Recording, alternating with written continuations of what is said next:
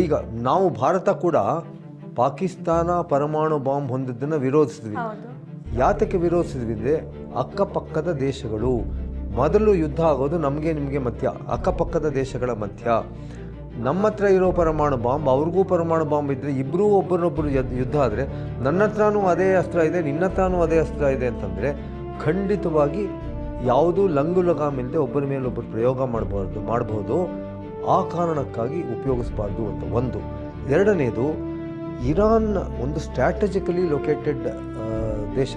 ಅಲ್ಲಿ Gulf of Persia ಇದೆಯಲ್ಲ, oil ವಿಶ್ವದ ಅರ್ಧಕ್ಕಷ್ಟು ಹಡಗಿನ ಮಾರ್ಗ ಅಲ್ಲೇನಾದರೂ ನ್ಯೂಕ್ಲಿಯರ್ ಇದು ಅಟ್ಯಾಕ್ ಆಗ್ಬೋದು, ಇಡೀ ಇದನ್ನು ವಿಶ್ವದ ಟ್ರೇಡ್ ಏನಿದೆ ಸಿಲ್ಕ್ ರೂಟ್ ಹೇಗೆ ನಾವು ಹೇಳಿದೆ ಅದೇ ರೀತಿ ಇದು ಒಂದು ಆ ರೂಟ್ದೊಂದು ಸಿಲ್ಕ್ ರೂಟ್ ಭಾಗ ಆಗಿತ್ತು ಬೈದಿವೆ, ಅದು ಕೂಡ ಹದಗೆಡುತ್ತೆ, ವಿಶ್ವನೇ ಕಲ್ಲೋಲ ಆಗುತ್ತೆ. ಹಾಗಾಗಿ ಇವರೇನು ಹೇಳಿದ್ರು, ನಾವು ಇನ್ಸ್ಪೆಕ್ಷನ್ ಮಾಡ್ತೀವಿ, ನೀವೇನು ಮಾಡ್ತಿದ್ದೀರಿ ಇನ್ಸ್ಪೆಕ್ಷನ್ ಮಾಡ್ತೀವಿ, ಇನ್ಸ್ಪೆಕ್ಷನ್ ಕೊಡಿ ಅಂದರೆ ಕೊಡಲಿಲ್ಲ. ನಾವು ಬಾಂಬ್ ಮಾಡಲ್ಲ ಅಂತ ಬಾಯಲ್ಲಿ ಹೇಳಿದ್ರು. ನೀವು ಮಾಡದೆ ಹೋದರೆ ತೋರಿಸಿ ನಮಗೆ ಅಂತ ಕೇಳಿದ್ರೆ ಮಾಡೋಕ್ಕೆ ಕೊಡಲಿಲ್ಲ. ಹಾಗಾಗಿ ಇವೆಲ್ಲ